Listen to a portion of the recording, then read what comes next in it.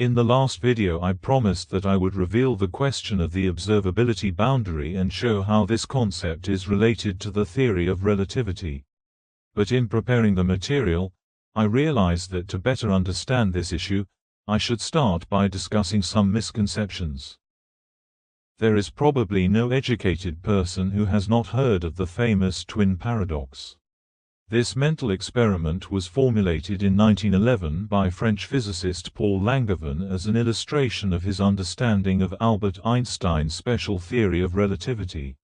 It seems that Langevin poorly understood this theory, but the vivid image he came up with still excites both scientists and laymen. Let's get to the bottom of it. Actually, there are no paradoxes in nature. They are born in the minds of people who do not find the correct explanation for the observed phenomena. Paradoxes can arise as a consequence of incompleteness of the picture of events, and as a consequence of logical errors in the analysis. A thought experiment is a game of the mind, which may well give birth to monsters worse than the dream of the mind from the famous Spanish proverb. In such an experiment it is very easy to make logical errors that open the gates of hell. I do not know how Einstein treated the notorious twin paradox, but in his works on the special theory of relativity he proposed a different mental experiment illustrating the relativity of simultaneity of events. We are talking about two observers, one of whom is in the middle of one of the wagons of a moving train, and the other stands motionless on the platform and past which this train passes. The moment the two observers are facing each other, a light flashes above the observer's head in the carriage. Since the front and rear parts of the wagon are at a fixed distance from the light source and from the observer in the wagon, he believes that the light will reach the front and rear parts of the wagon at the same time. This is shown schematically in the figure on the left. For the observer standing on the platform, the picture looks somewhat different. For him, the rear part of the wagon is approaching the point at which the flash of light occurred, while the front part, on the contrary, is moving away from this point. Since the speed of light is finite and constant, for this observer the light will reach the rear of the wagon faster than the front. In fact, it will take more time to cover the increasing distance from the point of the light flash to the front of the wagon. This is shown schematically in the figure to the right.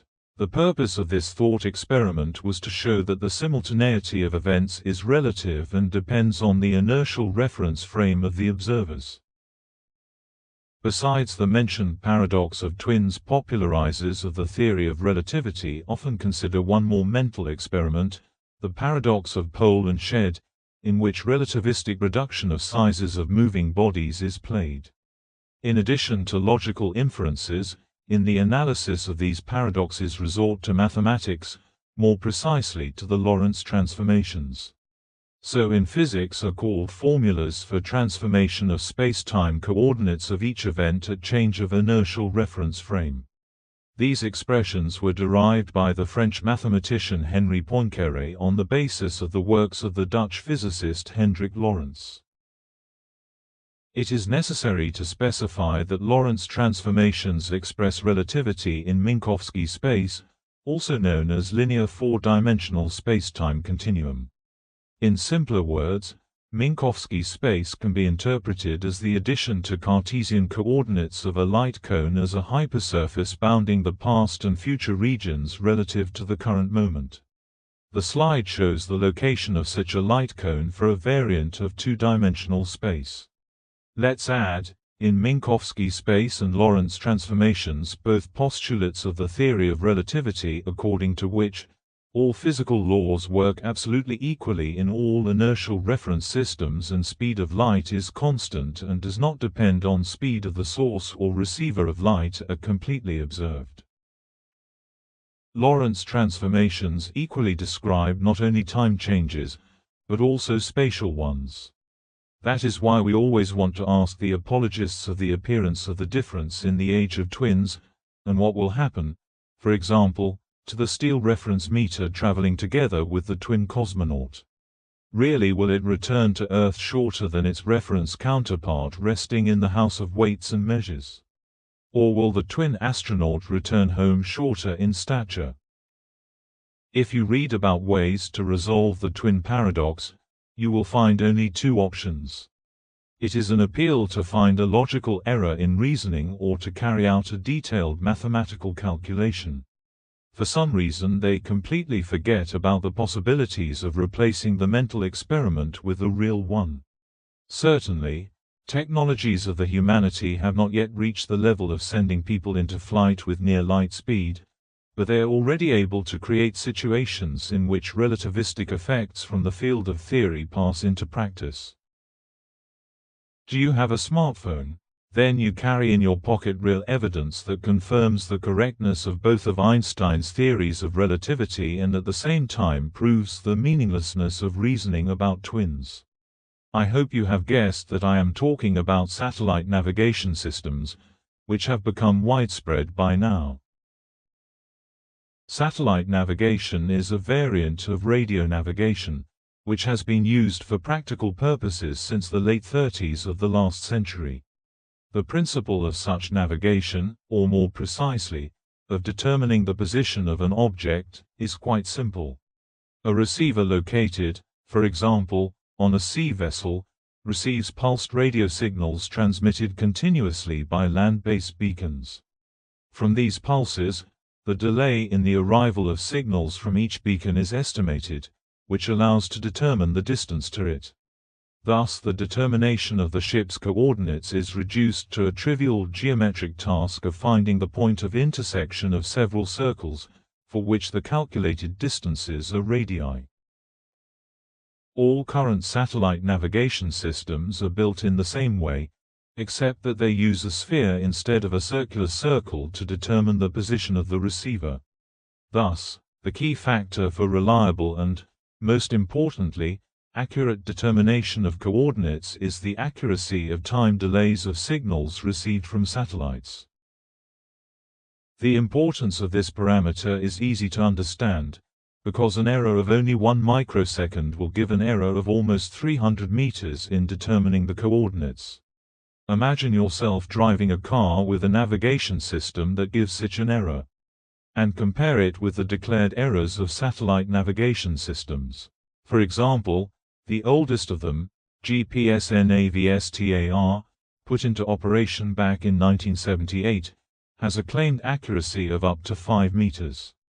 And the most modern European satellite navigation system, Galileo, which was launched in 2005, can determine coordinates with an accuracy of 1 centimeter. Navigation satellites are located in a circular orbit and make a rotation around the Earth from 12 to 14 hours, depending on the height of the orbit. The flight speed of a satellite, such as the Galileo system, is just over 3,700 meters per second with an orbital altitude of almost 30,000 kilometers from the center of the Earth. A tremendous speed, but one that is almost 80,000 times less than the speed of light. And even at this speed and at this orbital altitude, relativistic effects are observed in all their beauty. To understand further explanations, I will schematically describe the principle of finding the delay value of signals received by the smartphone from satellites. With a given periodicity, say, every second, the satellite emits a data packet, which indicates the time of transmission of this packet, tied to the clock of the satellite. The role of the clock is played by a highly stable reference oscillator whose frequency is converted to the satellite's timestamp. The smartphone receives this data packet and compares the sending time with the receiving time.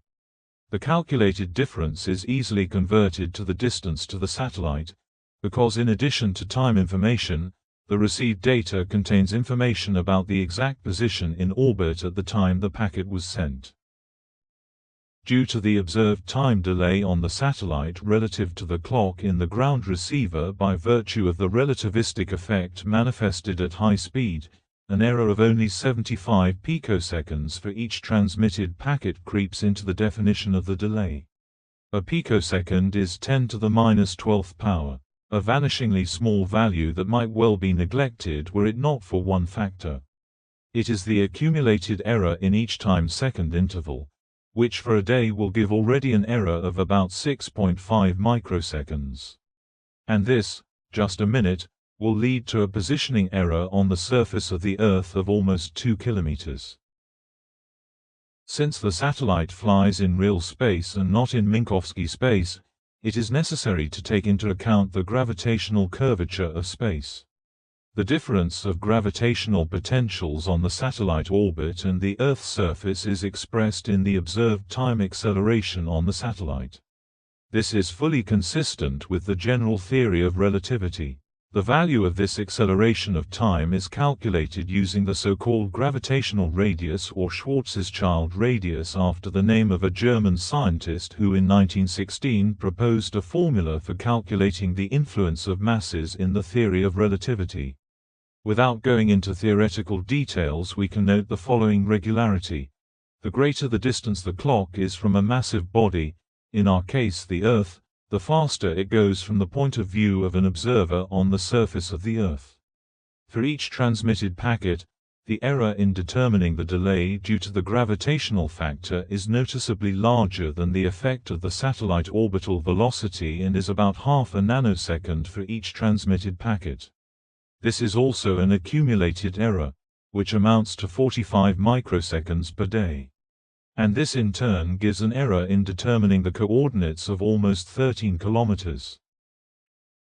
Since one of the relativistic factors slows down time, and the other significantly accelerates it, the total difference of the observed time will be shifted towards its acceleration and will amount to almost 36 microseconds per day. And this will lead to a coordinate error of almost 11 kilometers.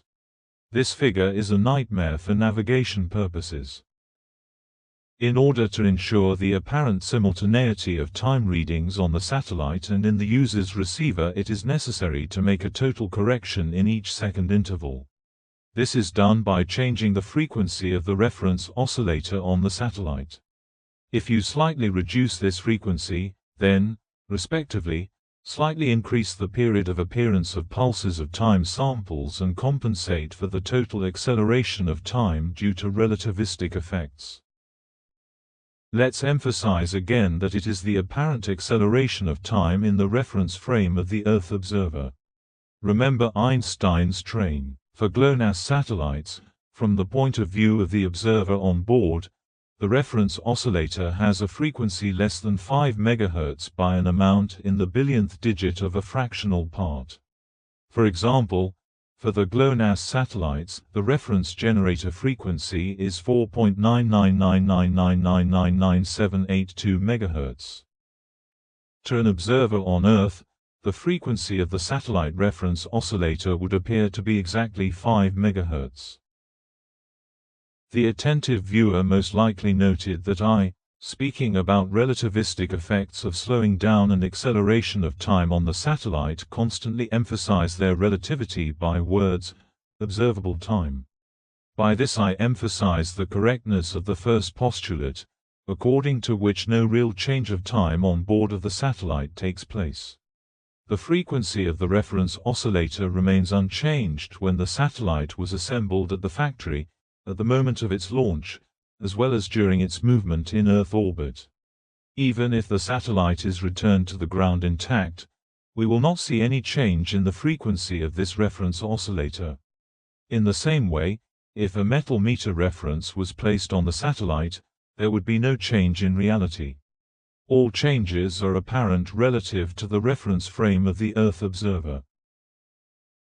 And so, satellite navigation systems experimentally prove that the paradox of the twins was not a mental game within a mental experiment, but a real dream of the mind, allegorical representation of which you see in the painting by Salvador Dali. Thanks for watching. Subscribe to the channel. You are waiting for a lot of interesting things.